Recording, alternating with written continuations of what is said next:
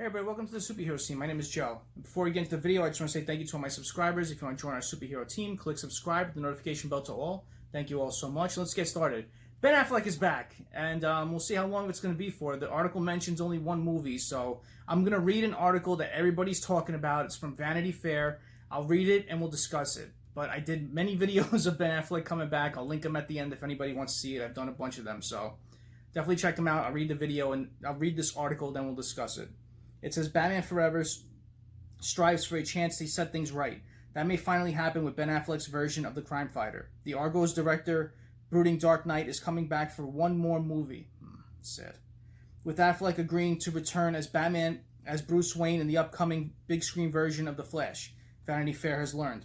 Portrayals of Batman always ignite furious debate among fans, and Affleck's selection of the part continues to provoke intense discussion even years after he first donned the cowl. Some loved him, some disparaged him, some refused to see him in the role from the very beginning, while others consider him an underrated favorite who deserved more chances to play the on-screen role. And that's me. This does not disrupt the Batman film starring Robert Pattinson, who remains the future of the franchise. The Flash movie, which is planned for the release in summer 2022, will feature fast-moving hyper-hero Barry Allen, played by Ezra Miller, breaking the bonds of physics to crash into various parallel dimensions where he'll encounter slightly different versions of DC's classic heroes. It's an adaptation of DC's 2011 Flashpoint series of comic book crossovers directed by Andy Muschietti, the filmmaker behind the recent adaptations of Stephen King's It and It Chapter 2. His Batman has a dystonomy that is very strong, which is his masculinity because of the way he looks and the imposing figure that he has, and his jawline, but he's very vulnerable, Muschietti said in an interview. He knows how to deliver from the inside out that vulnerability. He just needs a story that allows him to bring that contrast, that balance.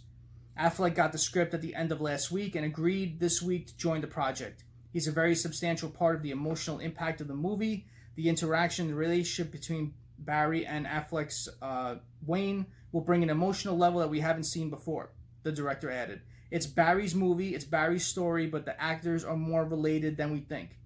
They both lost their mothers to murder, and that's one of the emotional vessels of the movie. That's where Affleck's Batman kicks in. Sounds interesting. I'm glad to be collaborating with someone who has been on both sides of the camera too, Muschietti has said. Affleck won't be the only Batman making a comeback. A few more of the alternate dimension heroes who turned up in the Flash movie will be figures we've seen before. Michael Keatons' Batman from the 89 Batman film is also set to appear in what Muschietti says was a substantial part. There's another reason the Flash needs the director affectionately known as Batfleck. In the DC movie universe, Affleck's Gray Temple Bruce Wayne is one that Ezra's Flash would consider the original Batman, the one he has already fought alongside in the previous Zack Snyder films. Muschietti said it wouldn't work as well for him to venture into the company of other Batmen without having Affleck as a starting point. Makes sense. He's the baseline. He's the part of the unaltered state before we jump into Barry's adventure, the director said. There's a familiarity there. DC has still other motivations for exploring the story. Batman is too valuable a character to follow for long, and new actors will forever be stepping into the role. By threading the concept of a multiverse into its DC storyline, Warner Brothers is attempting to create a way for all competing factions of its fandom to coexist together. Unlike the Marvel Cinematic Universe or Star Wars, in which everything is designed to be part of the same canon, the multiverse approach can allow projects to vary greatly in tone or feature different actors while still being threaded together. Keeping a broad coalition of fans from battling over what is legitimate is one of the biggest challenges for studios managing franchises. So far, the multiverse approach has helped DC both differentiate itself and revisit the same characters without being accused of rebooting or erasing recent favorites. And they talk about the CW universe. This movie is a bit of a hinge in the sense that it presents a story that implies a unified universe where all cinematic iterations that we've seen before are valid, Muschietti said. It's inclusive. It's in the same sense that it is saying that all of you seen exists, and everything you will see exits in the same unified multiverse. That doesn't mean that there are aren't still intense disagreements in the fandom, and the return of Batfleck is sure to launch countless takes. Affleck was cast.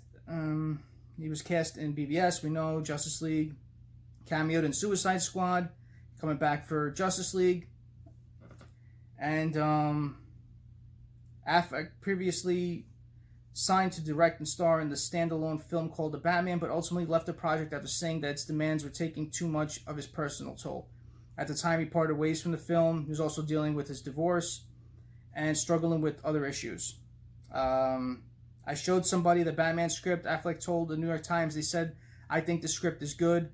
I also think you would drink yourself to death if you went through again." But I'm going to link a video at the end. It's a video called The Best Bat Script Ever, the best Batman script ever. It's from the person who storylined a bunch of movies, Jay Oliva. I'm sure a lot of you know that name. Definitely check that movie out. Check that video out at the end. And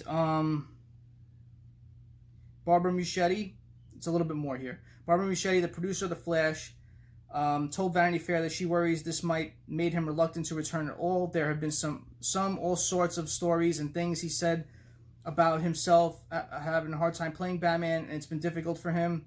She said, "I think it was more about a difficult time in his life. When we approached him, he's now in a very different time in his life. He was very open to it, which was a bit of a surprise to us. It was a question mark. We are all human and go through great times in our lives and terrible times in our lives," she added. "Right now, he's in a place where he can actually enjoy being Batman.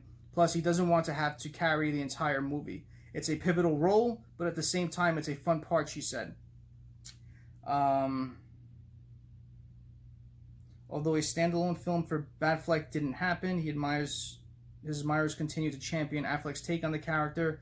With The Flash, they'll get to see him answer the bat signal at least once more. It says it doesn't say just once more. It says at least once more. So we'll see if at Fandom anything's said or mentioned about that Batman movie that he's done, that he's was talked into doing before everything happened. Hopefully it still does come out. There was rumors of it coming out with HBO Max, so we'll have to wait and see. Maybe not this year, maybe next year we'll have to see. So maybe it's something in the back burner for now. But I love this idea, I really do. Can we see, Ben Affleck's Batman? Can we see Michael Keaton's Batman? And most importantly, there was rumors of Jeffrey Dean Morgan playing Flashpoint Batman. So can we possibly see, I have an image I want to put to the side of me. Can we see father and son in a scene both playing Batman and just staring at each other? And, just the emotion of what that scene would entail right there. It would be beautiful, and hopefully we can see that come to light. But, this sounds amazing. It really does. This Flash movie sounds really cool. Hopefully it's done really well, and it can spawn off a whole different multiverse of what could happen. It just seems more and more interesting every rumor you hear about this movie. So I'm sure Fandom will talk about it more. Maybe they'll drop something from it. I don't know, but they did say that people working on The Flash would be there and talk about the movie and possibly present some stuff. So if you're a fan of the movie, if you're a fan of Flash, fan of Batman, definitely check it out. And comment below what you think about this. If you enjoyed the video, please hit that like button. And if you haven't done so, if you haven't subscribed yet, subscribe to the superhero scene, join the superhero team. Thank you all so much. Have a super night, super day. Take it easy.